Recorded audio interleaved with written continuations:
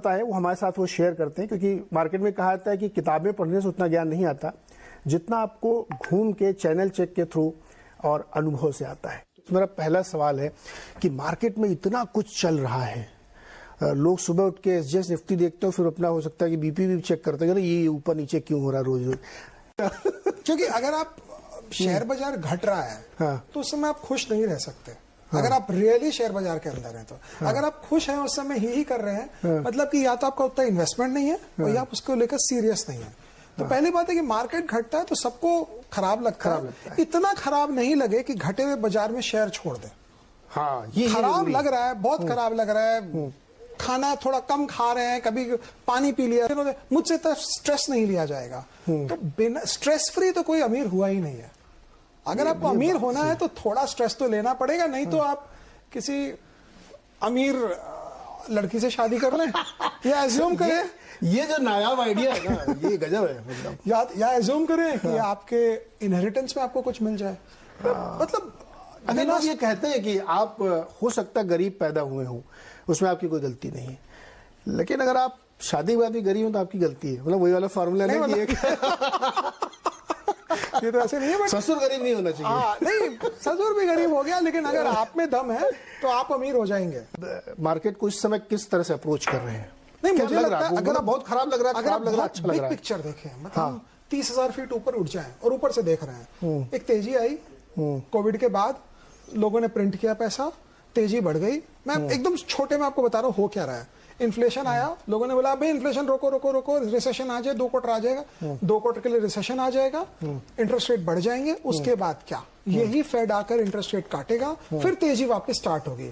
लेकिन क्योंकि हम हर एक दिन इतना इन्वॉल्व हो जाते हो, या ये तेजी हर वक्त के लिए, हम लोग सब करते हैं, मैं भी करता हूँ ऐसे ही, लेकिन अगर आप बिग पिक्चर देखेंगे तो मुझे लगता है अगले साल अच्छी तेजी आएगी, और शायद वो तेजी स्टार्ट भी हो गई है। क्योंकि रिसेशन में अमेरिका अपनी इकोनॉमी को नहीं रख सकता। अमेरिका चाइना नहीं है, अमेरिका रशिया नहीं है, अमेरिका डेमोक्रेसी है जहां पे वोट मिलता है इकोनॉमी पे, इन्फ्लेशन पे और गैस के क्या प्राइस है उसके ऊपर।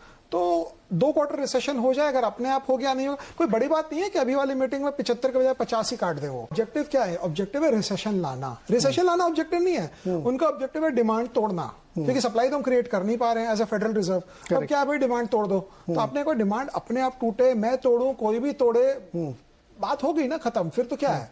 तो मुझे लगता है कि ये एक पासिंग फेज है, इसके बाद फिर इंटरेस्ट रेट कट होंगे, फिर थोड़ा सा मोमेंटम।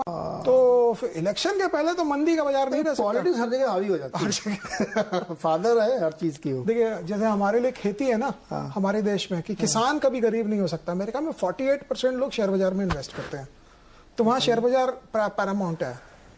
भारत में जो है ना, किसान गरीब नहीं हो सकता, होना भी नहीं चाहिए। वैसे वहां पे शेयर बाजार वाले नहीं चलेगा। बताइए आप, अगर आपको लगेगा 15,800 में बॉटम है तो 15,100 चला जाएगा। सर इससे पहले कि आप एक्सप्लेन करें, मुझे बताइए जो लेफ्ट आउट की फीलिंग होती है, अरे मिस कर गए यार, बॉटम बन गया था, हमको पता ही नहीं चला, ये हर बार गलती होती है। तो बॉटम किसी को पता नहीं चलता ना बॉटम ना टॉप। इस बीमारी का इलाज क्या है? नहीं, इस बीमारी का इलाज है आपको 3 साल आगे देखना। आपने कंपनी लिया जिसकी अर्निंग्स 3 साल में डबल होगी, आपको 3 साल आगे देखना है कि 3 साल में मेरी कंपनी की अर्निंग्स डबल होगी। अब वो बॉटम हो या टॉप हो, आपको कोई दिमाग नहीं लगाना है। हम लोग भी ये सब कई बार शॉर्ट टर्म प्राइस मूवमेंट से कंफ्यूज होते हैं, लेकिन अगर 3 साल बाद आपकी कंपनी की अर्निंग्स डबल हो रही है तो शेयर का भाव डबल होगा। सिंपल, सिर्फ वही focus. Earning is the key. Earning is the key. इस वक्त पे बाइंग एकदम शुरू कर दें? नहीं, अगर आपका 2 साल का व्यू है, 1 साल का व्यू है तो शुरू कर दीजिए। अगर आपका 3 महीने का व्यू है तो किसी को नहीं पता, फिर तो ये सिक्का उछालने वाली बात। बट हाँ, अगर आप कनपट्टी पे बंदूक रख के मुझे बोलेंगे कि बताओ भाई क्या करना है, तो मैं बोलूंगा भाई 3 महीने के व्यू से भी आप बाइंग कर लीजिए। मुझे लगता है बॉटमिंग आउट हो गया। युद्ध जो चल रहा है इसका चिंता करनी चाहिए इसकी? मुझे लगता है युद्ध लंबा चलेगा। रशिया के इंटरेस्ट में हर एक दिन में वो क्रूड तो $100 पे बेच पा रहा है ना लड़कर, तो क्यों ना लड़े? अगर लड़ाई खत्म कर देंगे तो $60 हो जाएगा क्रूड। तो मुझे लगता है ये कोई गेम प्लान है ना, क्या है, ये लंबा चलेगा। और अच्छा हुआ बोरिस जॉनसन वहां से गया है, वो भी लड़ा रहा था इन लोग को। अमेरिका का काम है लड़ाई में अपना हथियार बेचना, अमेरिका, फ्रांस और यूके। अब चलिए मैंने मान लिया कि बसंत सर ने कहा है कि ये सब दिमाग मत लगाओ, बाहर चीजें मत देखो, इधर देखो जिधर आपको लेना है, रोज डाउन थोड़ी खरीदना रोज। तो आपने कहा अर्निंग जो है की होती है, आप कैसे चुनते हैं शेयर? मतलब अगर मान लिया आपको कोई शेयर खरीदना है जी, तो आप सबसे पहले क्या देखते हैं उसमें? नहीं, पहले काफी चीजें होती है जो प्रेडिक्टेबल नहीं है। फॉर एग्जाम्पल हमने 1.5 साल पहले मेटल में लिया था, पैसे भी बने, टॉप में तो बिका नहीं, नीचे गिरा तो फिर बेचे। वो कभी प्रेडिक्टेबल ही नहीं होता है, बहुत मुश्किल है उसमें 3 साल के बाद क्या होगा क्या नहीं होगा बोलना। फॉर एग्जाम्पल आप ऑयल एंड गैस अगर HPBP ले लेंगे, वो प्रेडिक्टेबल नहीं है बिकॉज गवर्नमेंट है, और गवर्नमेंट काम करती है वेलफेयर मोटिव से, शेयर होल्डर को चाहिए प्रॉफिट। तो पहले क्या प्रेडिक्टेबल है, कौन सा सेक्टर वो देखें। प्रेडिक्टेबल है, आज से 20 साल बाद भी आदमी लक्स का साबुन और लाइफ बॉय यूज करता रहेगा।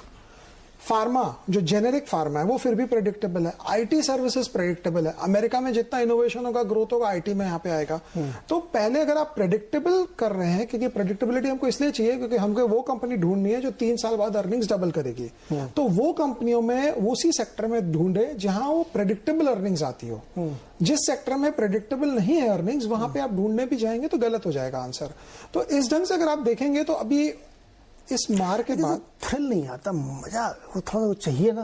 नहीं देखिए बात तो सही है, मजा तो सबको चाहिए। अब मैं ये नहीं बोलूंगा मजा चाहिए तो कैसीनो जाओ, लेकिन या तो देखिए वॉचिंग पेंट ड्राई या सीइंग ग्रास ग्रो, मतलब घास उगते आप देख सकते हैं क्या रोज खड़े खड़े सुबह से शाम 24 घंटा, यार उगी नहीं रही है मेरी घास। तो इतनी बोरिंग हो। और एक है कि जो कंपनियां बड़ा पैसा बनाती है वो मार्केट के साथ नहीं चलती। निफ्टी 400 पॉइंट डाउन होगा तो वो कंपनी आपकी सिर्फ 1% डाउन होगी, निफ्टी 400 पॉइंट ऊपर होगा तो शायद वो कंपनी 1.5% ही ऊपर होगी, क्योंकि उसका मार्केट से लिंकेज कट गया। इसका मतलब कि पॉपुलर नहीं है वो स्टॉक।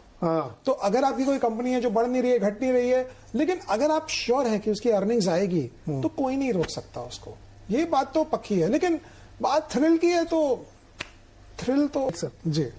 तो आप कह रहे हैं कि प्रेडिक्टेबिलिटी, जैसे मेटल में बहुत प्रेडिक्टेबिलिटी नहीं है ना, सिक्लिकल है। ऑयल एंड गैस में पता नहीं कब ओपेक वालों का क्या मूड हो जाए, क्या कर दें, या इवन विंडफॉल लगा दें। विंडफॉल क्यों लगा दिया भाई? विंडफॉल लगा दिया बिकॉज गवर्नमेंट को लगा कि अब भाई देखिए गवर्नमेंट के फाइनेंसेस तो हैं खराब। 2024 तक इनको इलेक्शन में वापस आना है, इलेक्शन मोड में आने के लिए वेलफेयर स्कीम्स लानी है। अब इनको जहां पैसा नजर आएगा ये वहां से लेंगे, बिकॉज इनको लगता है कि हम पब्लिक वेलफेयर स्कीम में थोड़ा स्पेंडिंग ज्यादा बढ़ाएं और फाइनेंसेस बिना खराब किए हुए। तो मुझे एक शेयर का मैं नाम लेता हूँ, मतलब वो इन्वेस्टिंग के लिए नहीं है, आप लोग उदाहरण के लिए समझिए। ONGC जैसे मान लीजिए, तो अभी उसके जो टैक्स के सबसे बड़ा अधिकारी उन्होंने कहा कि जब ये मतलब उस समय 110-12 पे चल रहा था क्रूड, बोला ये $40 नीचे जाएगा तो मैं विंडफॉल हटा दूंगा। विंडफॉल हटाओगे तो उसका रियलाइजेशन ही नहीं बनेगा, और ऊपर तो विंडफॉल लगा रखा, बेचारे कमाएगा कब? नहीं, ONGC, HPCL, BPCL ये लिस्टेड कंपनियां नहीं है, ये गवर्नमेंट डिपार्टमेंट्स हैं जिनको ये लोग लिस्टेड करके रखे हैं। एक्चुअली इन्वेस्टर के पर्सपेक्टिव से मुझे ये लगना चाहिए कि ये गवर्नमेंट डिपार्टमेंट है। और उसको उस ढंग से ही चलाया जाता है कि भाई वेलफेयर मोटिव, गवर्नमेंट को इंटरेस्ट नहीं है ONGC से पैसा कितना डिविडेंड से आए। गवर्नमेंट तो कभी ONGC को इसका स्टेक बेच देती है, कभी क्रॉस उसको स्टेक बेच देती है। तो ये कंपनी सेवा के लिए है, सेवा के लिए। और आपको लेना क्यों है? मतलब क्यों लेना है ONGC आपको? इतने 500 कंपनियां लिस्टेड है, इतनी मोटी मोटी कंपनियां, क्यों आपको जाके उसी ONGC में लेना है जहां कल को कोई गवर्नमेंट कोई भी न्यूज निकाल दे? ये सब कंपनियों में प्रॉब्लम तो आएगी आज। अच्छा, प्रॉब्लम नहीं भी आएगा ना वाजपेयी जी, होएगा क्या? ये अर्निंग्स भी दिखा देंगे ना, इनको PE एक्सपेंशन नहीं मिलेगा, बिकॉज मार्केट हर वक्त डरा हुआ रहेगा। भाई आज मैं इसको 5 के बजाय 20 का PE दे दूं तो कल पता नहीं फिर कौन सा इंजेक्शन लगेगा इसको। तो इसको PE एक्सपेंशन नहीं मिलेगा, EPS जो भी दिखा दे। एक कंपनी है सर, वो नाम लेने की जरूरत नहीं, लोग जानते हैं, 2 से कम के मल्टीपल पे है, बुक इतनी बड़ी है, इतना 15% का डिविडेंड, कोई छू नहीं रहा उसको। और ये आप सही कह रहे, विभाग है वो सरकारी नहीं, मतलब छुएगा नहीं। सर आप वैल्यू स्टॉक लेते हैं कि ग्रोथ स्टॉक लेते हैं? हम तो ग्रोथ लेते हैं। ग्रोथ लेते हैं। हमने जब जब वैल्यू लेने की चेष्टा की है तब तब हम रिटायर हर्ट हुए हैं। वो चक्कर में आ जाते हैं कभी, उस ढंग से पैसा बनता नहीं, वो लगता है इतना बना, ऊपर से छूट जाता है, नीचे से थोड़ा हटके आता है। तो रियल पैसा जो बड़ा ट्रेंड जो होता है, मैंने अपने लाइफ के पैसे ग्रोथ में बनाए हैं। ग्रोथ में प्रेडिक्टेबल है, आपको पता है अगले 10 साल तक क्या होगा, अगले 5 साल तक क्या होगा। तो वो टाइप की कंपनियां लेना ज्यादा अच्छा है। अच्छा, जिसकी मैं बात करूँ PFC है, मेरे को बताइए अच्छा। लोगों हमें बताइए कि लेना क्या लोगों, मतलब क्या सेक्टर ढूंढे, कैसे, कहाँ आपकी नजर रहती है? नहीं, अगले 2 साल तक डॉलर जो है वो स्ट्रांग रहेगा ग्लोबली और इंडिया के अगेंस्ट में ज्यादा। तो आईटी सर्विसेज ऊपर से बहुत पिटे हुए हैं। अगर आप देखेंगे सब 1-1 साल पुराने PE मल्टीपल पे पहुंच गए हैं। जो PE एक्सपेंशन इनका हुआ था सब वाले लेवल पे, हाँ नहीं 20 के लेवल, 20-21 के लेवल पे पहुंच गए, प्राइस अर्निंग्स के हिसाब से, भाव के हिसाब से नहीं, प्राइस अर्निंग। तो जो इनका PE एक्सपेंशन हुआ था वो पीछे चला गया है। अमेरिका में अगर इनोवेशन होना है, जो होएगा, तो ये आईटी सर्विसेज इंडिया से जो कंपनियां ये अच्छा करेगी। तो ये एक आपका सेगमेंट हो गया। बैंकिंग फाइनेंशियल सर्विसेज में बहुत मुश्किल है। फॉर एग्जांपल अगर आप बैंकिंग में ले रहे हैं तो जैसे बजाज फाइनेंस है, रिकमेंडेशन नहीं है, जस्ट आपको बता रहा हूं। तो ये स्टैंडर्ड 15, 17, 18, 20% अगले 5-7 साल तक करता रहे। लेकिन अगर आप बैंकिंग आप एसबीआई लेंगे तो एसबीआई को अच्छा करने के लिए पूरे हिंदुस्तान को अच्छा करना है, बिकॉज एसबीआई का ब्रांच हर जगह है। तो आपको पूरे हिंदुस्तान को अच्छा करेंगे तो ऐसे ही आप अच्छे हो जाएंगे, बिकॉज सारा मार्केट बढ़ जाएगा। तो अगर आप स्पेसिफिक ले रहे हैं तो आप ऐसी कंपनियां चुने जिनको अच्छा करने के लिए पूरे इंडिया शायद अच्छा नहीं भी करे तो भी आपकी कंपनी अच्छी कर जाए। तो इस एंगल से देखना चाहिए। तो ये एंगल से अगर आप देखेंगे तो बैंकिंग फाइनेंशियल से 2-4 ले लिए, 1-2 कंज्यूमर से ले लिए, तो इस हिसाब से आप पोर्टफोलियो बना के रखें। लेकिन वही वाली बात है, ये सब आप किसी को बोले बजाज यार वो तो ऑलरेडी बढ़ चुका है। अच्छा, ये करते करते उसने कभी लिया ही नहीं शेयर, ये तो ऑलरेडी बढ़ चुका है। फॉर एग्जांपल किसी को आप बोले टाइटन ले लो, मुझे भी महंगा लगता है वैसे अभी, लेकिन कोई बोलेगा ये तो ऑलरेडी बढ़ चुका है। लेकिन अगर आपका 10 साल का व्यू है तो क्या बढ़ा क्या घटा, वो हमारे लिए जैसे आईसीआईसीआई बैंक पूरा इंडिया कॉर्पोरेट सेक्टर अच्छा करेगा तो आईसीआईसीआई अच्छा करेगा। आपको इतना ब्रॉड बेट क्यों लेना है इंडिया के ऊपर?